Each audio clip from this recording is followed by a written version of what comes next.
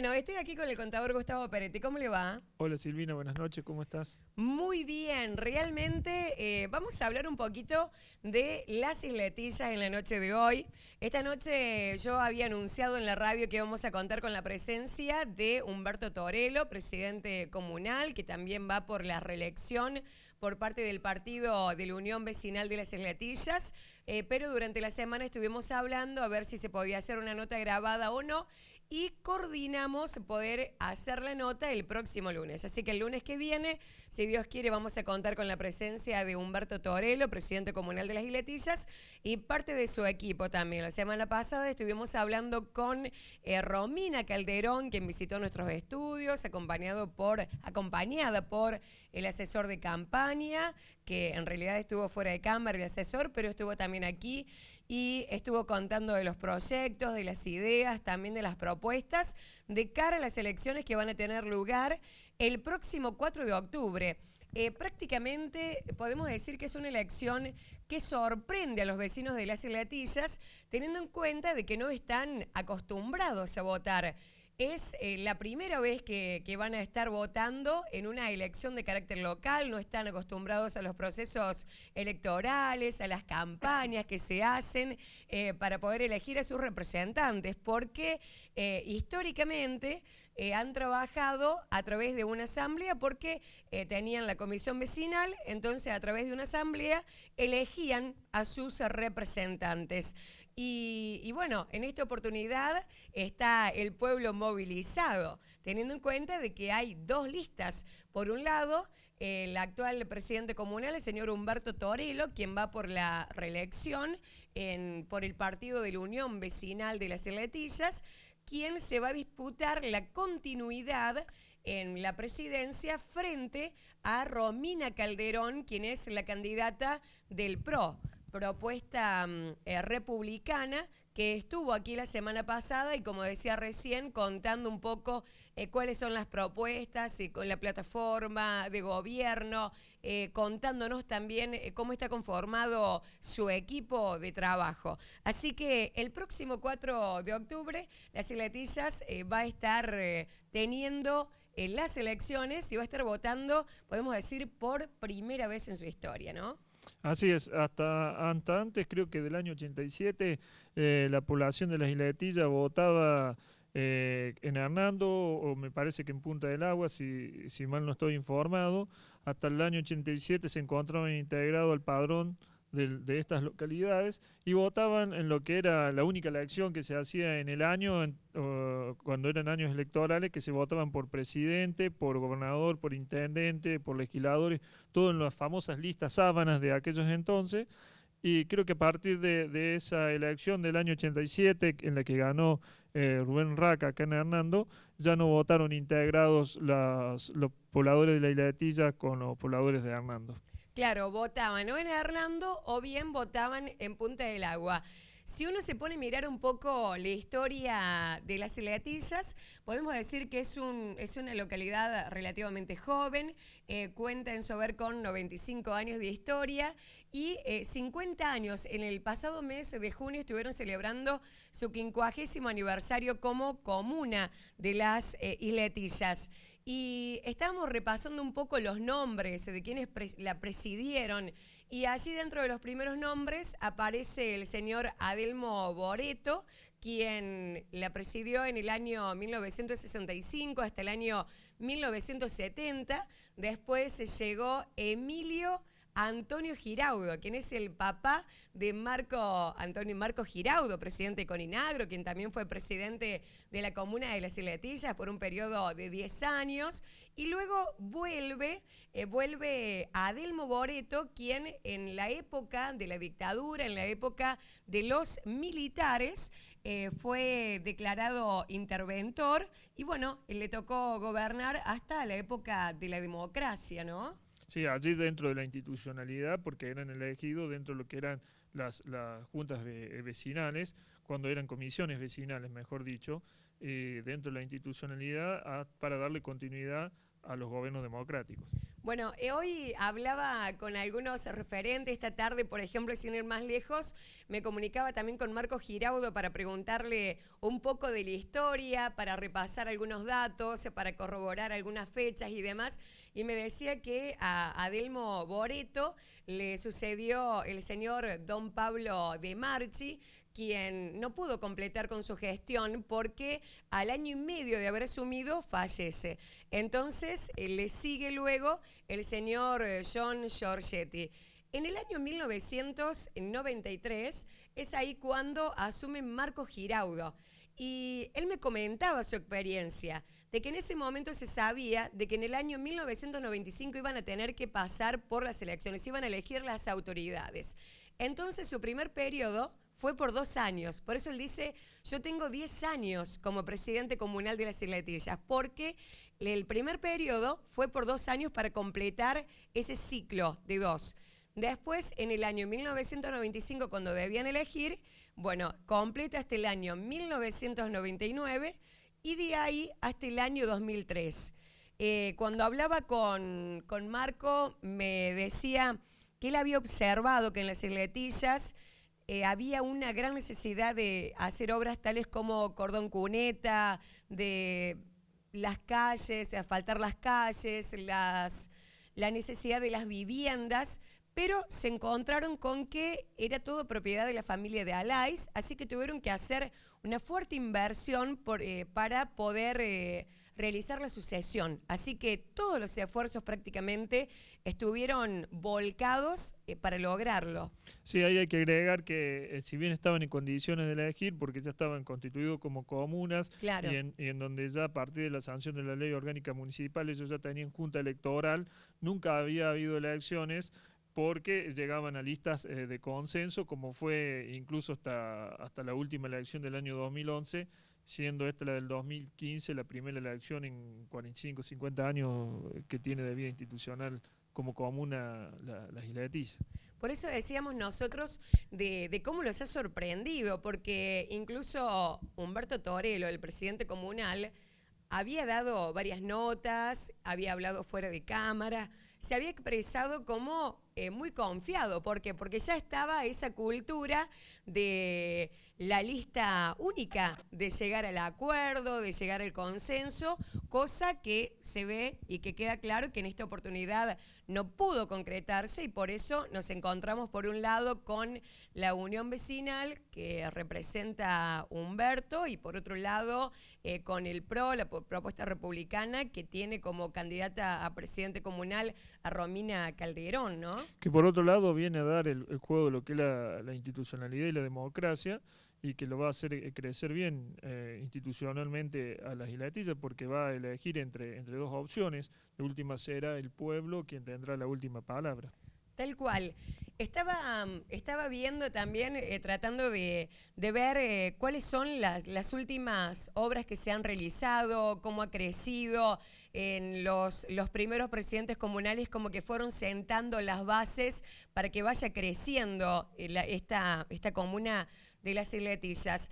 Y veía que lo que ha significado realmente esta obra de adoquinado de dos cuadras, también el haber recibido kits de viviendas, también ha sido muy pero muy positivo para la vecina localidad, entre otras obras, sin lugar a dudas. Muchas obras importantes que vienen dadas por la gestión. No te olvides que las Islas de Tilla es un pueblo chico, que en donde la recaudación tributaria por el número de habitantes, en lo que hace a tarifas y en lo que hace a tasas y por servicio es muy chica. Entonces lo importante que es la gestión ante los diferentes gobiernos, provincial o nacional, que le han permitido tener obras como es el adoquinado, el cordón cuneta, el agua, porque tiene agua mala, las Islas de Tilla hace una depuración del agua para uso, sobre todo para ciertos consumos, lo que es el consorcio caminero, la reconstrucción de la capilla, del club, la sala de primeros auxilios, bueno, muchas obras importantes que han tenido en los últimos años que le han permitido crecer como pueblo, como sociedad.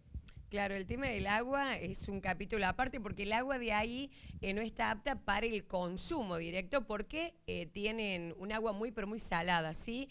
Básicamente para el aseo. Yo trato de hablar con la gente de las Letillas para que también nos vayan contando que son ellos prácticamente cómo se vive ahí. Y yo decía, porque me ponía a pensar en las Letillas, ¿no?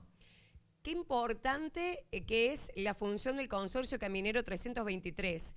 Y me decían, mira, no podemos decir es una de las instituciones, es la más importante que, digamos, que trabaja mancomunadamente con la comuna. No podemos decir es la más importante de todas, porque la que trabaja para la educación también, la que trabaja para la parte deportiva, obviamente que cada una aporta lo suyo. Pero estaba pensando que en lo que es el tema de la conexión para con las otras localidades, las Letillas cuenta con este ripio que lo conecta a la ruta provincial número 10. Entonces, qué importante es que los caminos estén sanos, estén cuidados, estén bien mantenidos. El trabajo que se viene haciendo también en cuanto a lo que es la conservación de suelos, indudablemente es de muchísima importancia. Allí contamos con una localidad que es todo, prácticamente la mayoría es calles de tierra. Entonces, es decir, la conexión que se hace, si no existiera el consorcio caminero, es como que estaría muchísimo más complicado también. Si bien me decían, no lo pongamos, que es lo más importante de todo, la existencia del consorcio caminero realmente es de mucha importancia, porque cuando uno va a la realidad social, supongamos, días de lluvia, que por ahí no hay un buen tránsito, que no se puede cruzar, los vehículos tienen que ser especiales para poder pasar por ahí y demás, y se te enferma un niño, tenés que venir al médico, tenés que venir a la farmacia y demás, es fundamental que estén en condiciones. Así es, vos fíjate lo importante que son los caminos, los medios de comunicación terrestre y lo que ha significado para el crecimiento de los pueblos. Fíjate que fueron una de las principales barreras que tuvieron estos pueblos para crecer. Si vos ves la edad de la Isla de Tilla como pueblo y la edad de Hernando, hay 8 años de diferencia.